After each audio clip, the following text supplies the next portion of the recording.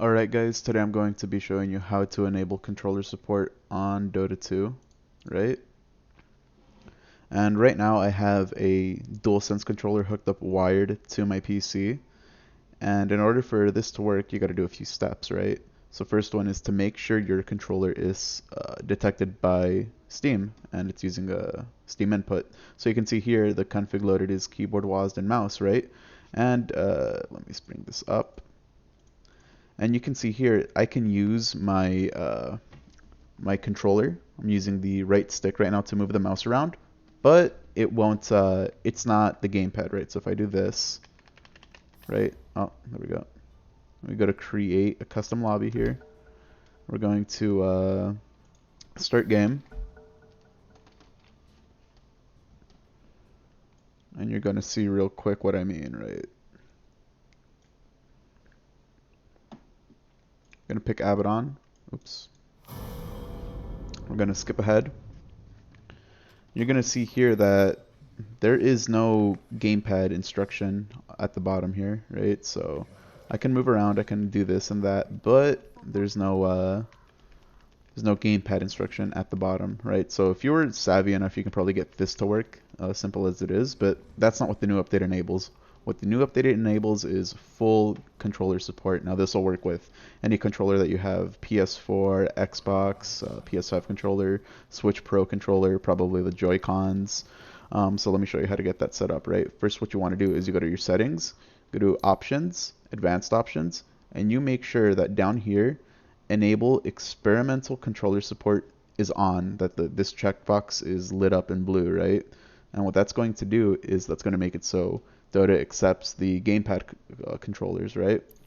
So then you got to go to Steam. You go here, you go to settings, controller settings here. Make sure that yours is detected and supported right here. You can see my controller is already detected. I've already set it up. But what you want to do is you go to preferences and you do whatever you want here. Change the controller name, the LEDs, right? And you click submit, right? Because what this will do, it'll like load a profile for your controller, so then you can change the loadout in a second, right? So you can see here that it still doesn't have the gamepad support yet, right? Oh, let me tab out. I'm gonna bring this back up, and then close this window because it'll need to be closed for right now. Bring up your overlay, whatever those buttons are. Go to controller configuration. You can see keyboard, WASD, and mouse. What you want to do next is browse configs. And you want to click on gamepad, and then you apply that configuration. Close this up and go back to game, and boom, you can see now that controller support is enabled, and you can see from the little box here in the corner that it works perfectly fine. So one of the questions I got in the last video I did was, how do you deny allied creeps, right?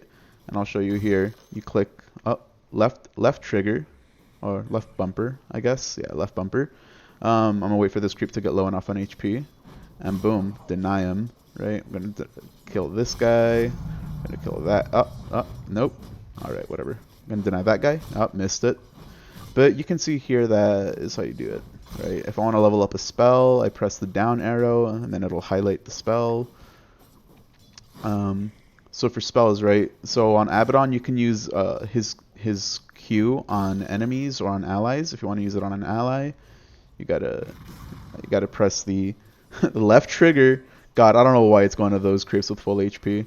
Then you select, and you just do that, right? And then if you want to select an enemy, you press the left trigger.